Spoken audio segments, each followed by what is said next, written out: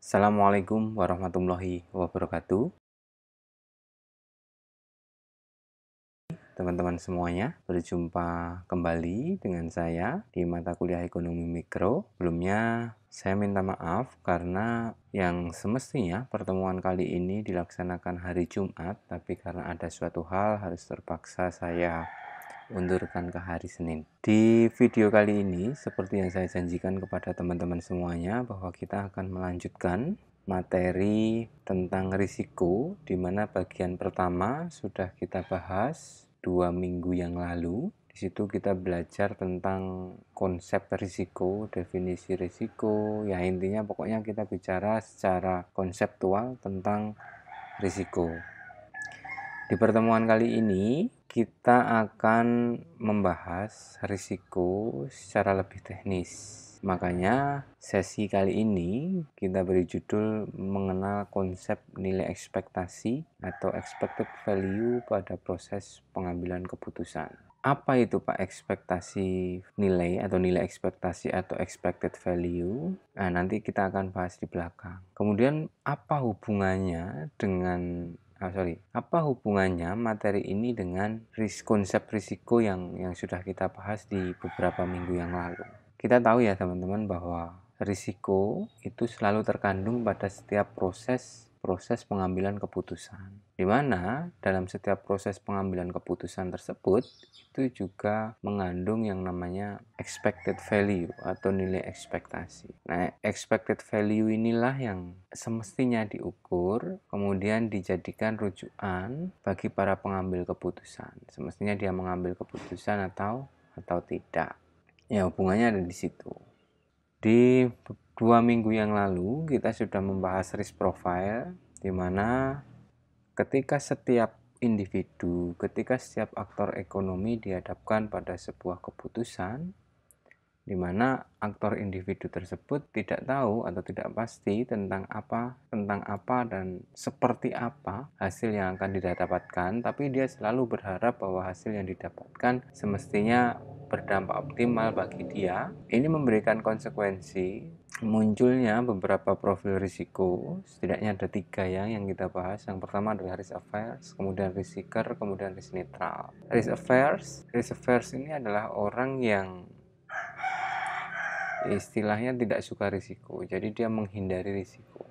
Averse, jadi dia menghindar. Risk averse berarti dia menghindar dari risiko. Kemudian risk seeker, dia ini mengejar risiko, jadi dia memang istilahnya memang sangat risk taker lah, istilah pengambil risiko, ya suka terhadap risiko. Kemudian risk neutral ini dia nggak peduli, tidak peduli terhadap sebuah keputusan gitu, tidak mempertimbangkan itu. Nah, mungkin di benak teman-teman ada yang bertanya, mana yang lebih baik dari ketiga ini, Pak? Nah, pertanyaan mana yang lebih baik itu saya kira tidak tepat ya. Tidak tepat atau kurang tepat. Bukan mana yang lebih baik menurut saya.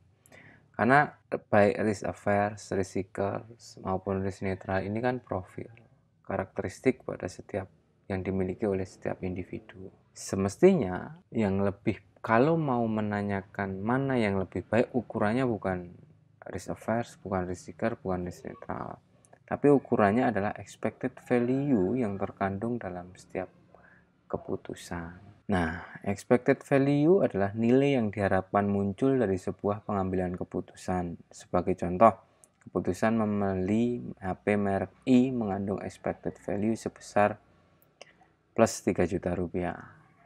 Contoh yang kedua, keputusan membeli HP merek X mengandung expected value sebesar minus 150.000 rupiah. Dalam konteks kasus ini, tentu keputusan yang dipilih adalah membeli merek HP I karena dia menghasilkan expected value yang positif.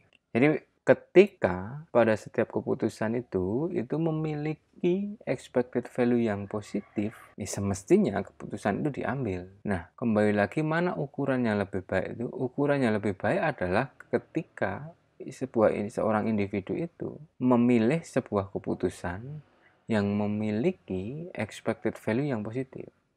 Sebaliknya, dia tidak baik ketika dia memilih sebuah keputusan yang memiliki expected value yang 0 atau minus. karena kan tidak berdampak keuntungan bagi keputusan yang akan dia ambil. Mungkin teman-teman masih sedikit abstrak dengan konsep expected value ya. Tapi nanti kita akan bahas secara detail, tentu dengan menggunakan ilustrasi lebih mudah. Nah, ini adalah rumus expected value, teman-teman. EV sama dengan success probability sukses kali success outcome. Maksudnya success outcome itu hasil yang didapatkan ketika dia untung, ketika dia sukses, kemudian ditambah default probability, ini adalah probabilitas dia gagal atau probabilitas dia kalah, kemudian dikalikan default outcome, itu adalah hasil yang didapatkan ketika dia rugi atau dia kalah, atau ketika keputusan yang diambil itu meleset gitu ya. Nah, misalkan ini ya, Tono dan Andi sedang bertaruh uang 50.000 dalam sebuah pertandingan sepak bola. Nah, ini berjudi ya. Probabilitas Andi menang 50%. Ya dong, yang namanya judi itu kan probabilitasnya, ketika Anda berjudi itu kan probabilitas Anda menang, probabilitas Anda kalah itu kan 50% sebenarnya. Anda memiliki kemungkinan menang 50%, Anda memiliki kemungkinan kalah 50%. Sukses outcome-nya, jadi kalau misalkan Andi menang, kan dapat 50.000 tuh, taruhan dapat 50.000. Baliknya, default outcome atau ketika Andi kalah, dia harus bayar uang 50.000 ke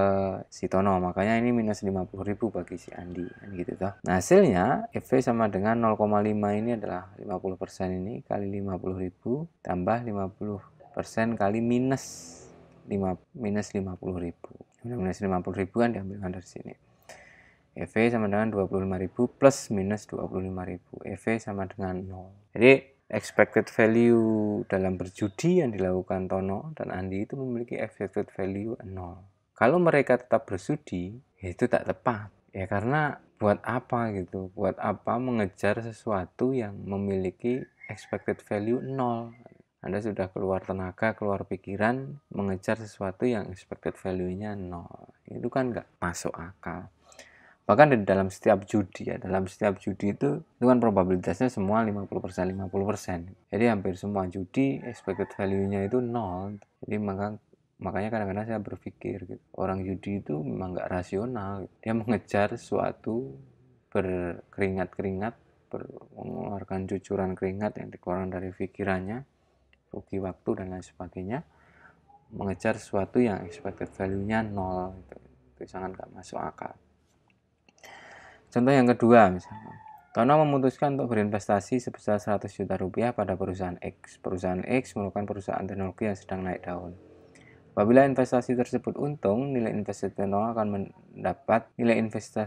akan mendapatkan imbal hasil sebesar 50%. Ini bukan Andi ya, tapi probabilitas Tono untung 80%, probabilitas Tono rugi 20%. Sukses outcome, karena yang dijanjikan adalah 50% dari 100 juta yang 50 juta. Default outcome, jadi kalau rugi ya investasinya hilang 100% misalkan gitu ya. Kita bisa hitung expected value-nya, teman-teman. Nah, ini 0,8 ini dari 80% kali 50 juta, kemudian 0,2 dari 20% kali 100 juta. Walaupun default outcome-nya itu lebih besar daripada sukses outcome, maksudnya keuntungan yang dijanjikan lebih kecil daripada risiko yang risiko yang akan ditanggung oleh Tono, tapi probabilitas untungnya 80%, probabilitas ruginya kan cuma 20%. Jadi ini 40 juta ditambah minus 20 juta, expected value-nya masih 20 juta. Ya harusnya diambil ketika expected value-nya positif. Gitu ya. Nah, ini yang saya katakan tadi, mana yang lebih baik itu bukan profil resikonya, apa kamu risker, apa kamu risk averse, tapi baik atau tidak sebuah pengambilan keputusan itu salah satu indikator konkretnya itu dilihat dari expected value-nya. Ketika Anda menghitung expected value, kalau expected value-nya itu positif ya semestinya diambil, tapi kalau misalkan expected value-nya 0 atau bahkan negatif ya semestinya dihindari. Nah, itu bagus, orang pengambil keputusan yang bagus. Nah, persoalannya begini, teman-teman. Mungkin teman-teman bertanya, probabilitas untung 80%, 20% ini dari mana, Pak? Nah, tentu teman-teman sudah belajar ilmu statistika toh. Saya tidak akan mengulang di sini. Dalam ilmu statistika itu kan ada salah satu bab yang membicarakan secara khusus tentang konsep probabilitas, bahwa kita itu bisa menghitung probabilitas ini dengan menggunakan konsep probabilitas yang teman-teman sudah pelajari di mata kuliah statistika. Jadi ini bisa. Jadi sebenarnya ilmu statistika itu bisa diaplikasikan di sini. Oke gitu teman-teman, mungkin nanti untuk membuat pemahaman yang lebih tajam lagi, nanti saya akan sediakan beberapa contoh soal. Nanti silahkan teman-teman kerjakan. Oke, sekian dari saya. Semoga teman-teman dapat mengambil manfaat dari materi yang saya sampaikan. Akhirul kalam, wassalamualaikum warahmatullahi wabarakatuh.